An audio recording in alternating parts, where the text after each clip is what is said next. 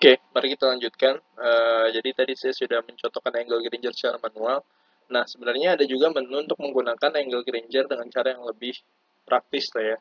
Jadi caranya gimana? Caranya adalah kita buat dulu grup dari dua data yang ingin kita uji kointegrasinya atau lebih lah ya dari data tersebut. Misalnya saya buat grup GR1, itu nama grup saya.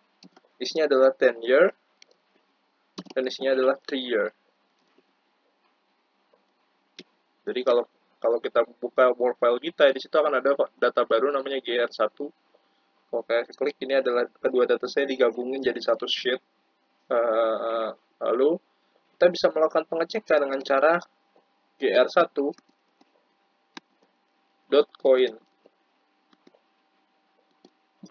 Nah, dari sini kita akan dapat hasil yang namanya Johansson Cointegration Test. Bagaimana cara kerja Johansson? Johansson adalah sebuah pengujian kointegrasi yang jauh lebih kompleks dibandingkan angle Granger. Kalau tadi angle Granger kita memodelkan Y terhadap X, ya kan, di mana variabel dependennya adalah si Y, si 10 year, variabel independennya adalah 3 years. Nah, kalau kemudian pakai Johansson, maka kita akan menggunakan metode yang namanya VAR, vector autoregressive. Jadi dependent variabelnya bisa dua-duanya, dan dua-duanya nanti memiliki unsur time series yang sangat banyak. Jadi 10 years dipengaruhi oleh 3 years T-1, 3 years T-2, 10 years T-1, 10 years T-2, dan seterusnya. Untuk kemudian dilihat apakah residunya itu punya kointegrasi atau tidak. Seperti itu. Saya juga tidak belajar lebih jauh mengenai pengujiannya, tapi yang ingin saya ajarkan adalah saya ingin teman-teman bisa membaca tabel ini. Jadi di sini kita melakukan pengujian Johnson Cointegration Test seperti itu. Ada dua tes yang akan dikeluarkan. Yang pertama adalah trace test, unrestricted cointegration strength test, trace. Jadi yang menggunakan trace. Yang kedua dengan menggunakan maximum eigenvalue. Untuk yang trace, pertama kita lihat dulu hypothesis of no number of cointegration. Jadi kelebihan di Johansson juga dia bisa mengatakan level kointegrasinya. Bukan cuma ada atau tidak, tapi kointegrasinya bisa satu, bisa dua, dan seterusnya. Karena dia memasukkan unsur-unsur data time series. Kalau kemudian dua, maka mungkin kointegrasinya bisa uh, tidak hanya pergerakan di data levelnya aja, tapi juga di temen 2-nya juga, temen satunya juga, dan seterusnya kayak gitu. Tapi sekali lagi itu bukan intinya, tapi intinya di sini kita bisa dapat level kointegrasi yang lebih besar daripada satu. Tuh. Nah, cara mengulainya gimana? Di sini dia punya hipotesis mengenai number of co-integration-nya. Apakah known at most 1, kalau kemudian nanti lebih dari satu juga ada, maka at most 2, at most 3, dan seterusnya. Nah, di sini kita mulai dari yang known. Kita lihat known ini, eigenvalue-nya sekian. Eigenvalue adalah sebuah perhitungan dari matrix lah ya. Saya juga nggak akan menjelaskan itu terlalu panjang. Nanti di situ nilai eigenvalue itu bisa diubah menjadi trace statistik. Lalu kita bandingkan trace statistik ini dengan critical value-nya dari level 0,05%, yaitu 15,49. Kalau kemudian trace ini lebih besar daripada critical value-nya, maka kita bisa katakan bahwa we can reject H0. Kita bisa mereject H0 bahwa number of co-integration-nya known. Artinya apa? Kita mereject bahwa co-integrasinya nggak ada.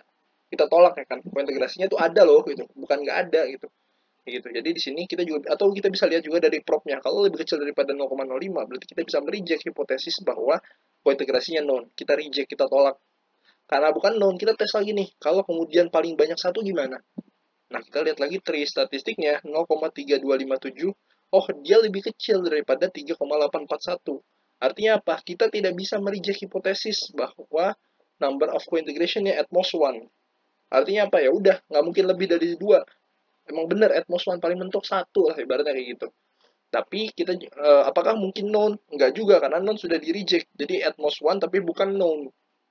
Maka yang paling mungkin adalah kointegrasinya 1. Maka nanti di sini trace test indicates that one cointegration at the 0.05 level. Seperti itu. Di sini intinya adalah cara bacanya trace statistiknya lebih gede daripada critical value-nya, atau prop-nya lebih kecil daripada 0,05. Nah, at most 1 tidak terreject, maka paling kointegrasinya angkanya 1. Maksimum eigenvalue cara bacanya juga sama gitu, tinggal dibaca aja. Known maksimum eigenvalue statistiknya berapa, critical value-nya berapa, lalu kita lihat at most 1 signifikan atau enggak. Oh, ternyata at most 1 nggak signifikan, known signifikan. Berarti dia bukan known tapi paling mentok 1, berarti ya 1 kayak gitu. Jadi max eigenvalue test indicates one cointegration equation at 0.05 level, seperti itu. Jadi dalam Johansson Cointegration Test ini kita bisa mengambil kesimpulan bahwa data kita paling mentok ada di angka 0, kointegrasinya ada di angka 1 kayak gitu. Level kointegrasinya itu 1 kayak gitu. Nah, apakah kemudian kita bisa menguji tes angle Granger dengan cara yang sepraktis ini juga? Bisa, tapi tidak bisa menggunakan program karena bahasanya terlalu karena review sepertinya tidak memasukkan bahasa program untuk menggunakan angle Granger pada fungsi komen ini. Jadi kalau kita mau pakai co-integration, pasti yang keluar Johansson kalau pakai coding. Tapi kalau mau pakai manual, bisa kita tinggal pilih grup tadi, GR1 tadi, saya klik view, saya klik co-integration test, saya pilih single equation co-integration test. Di sini nanti akan muncul metode test method angle Granger. Jadi ini adalah pengujian angle Granger tadi. Gitu. Di sini kalau kita klik, nanti di sini dia akan nampilin dua hal. Kalau kemudian si 10 years jadi dependent variable dan kalau 3 years jadi dependent variable. Lalu kalau kemudian 10 years-nya jadi dependent variable, kita lihat prop di tau statistiknya. Kalau nilainya lebih kecil daripada 0,05, kalau pakai 0,05 atau lebih kecil daripada 10% atau 0,1 kalau pakai 10%, maka kita bisa katakan bahwa dia reject H0 bahwa series are not co-integrated, berarti ada kointegrasi. Di sini kalau pakai 5% berarti nggak signifikan ya kan, artinya nggak ada kointegrasi. Tapi kalau kemudian pakai 10% ada kointegrasi, jadi tergantung levelnya apa. Sedangkan kalau di 3 years yang jadi dependent, dia nggak ada kointegrasi. Kalau pakai Z, kekurangannya adalah Z tidak bisa melihat arahnya, siapa yang harusnya jadi dependent. Kalau di sini kan kelihatan nih, 10 year-nya 0,5, 3 years-nya nggak signifikan 0,18. Tapi kalau dipakai Z statistik, dua-duanya 0,065, karena dia tidak bisa memisahkan mana yang lebih cocok jadi dependent, yang mana yang lebih cocok jadi independent. Seperti itu. Jadi, ini angle Granger co-integration test. Kalau kemudian mau pakai cara yang lebih praktis, tinggal klik view, co-integration test, pilih yang single equation co-integration test. Klik OK. Sebentar ya. Nah, seperti itu. Jadi, ini mungkin output yang bisa saya kasih. Untuk tadi levelnya satu atau tidak, so far nggak akan ditanyain. Jadi kalau integrasi Johansson satu artinya apa? Jujur saya juga tidak mendalami terlalu jauh. Saya tidak terlalu mendalami metode time series terlalu jauh untuk kasus kointegrasi. Tapi monggo kalau mau dibaca di Chris Brooks, tahu saya juga tidak terlalu banyak literatur yang menjelaskan mengenai level kointegrasinya ini. Mungkin teman-teman harus baca langsung di jurnal dan tidak akan, kalau saya asumsikan sih mungkin tidak akan ditanya terlalu dalam juga karena bukan itu core-nya. Mungkin teman-teman tahu bahwa oh, kointegrasi itu konsepnya apa, cara kerjanya seperti apa, cara melihatnya seperti apa dari output-output yang diberikan dari program seperti itu. Nah, mungkin ini dari saya. Uh, Mungkin nanti untuk kelas kita akan punya kelas nanti di hari Sabtu ya sekitar jam 3 mungkin kita akan lakukan by Microsoft Teams atau Zoom atau nanti mungkin pakai metode lain. Saya juga mungkin akan lebih prefer pakai video sebenarnya, cuman masih belum dapat izin dari Pak Herman.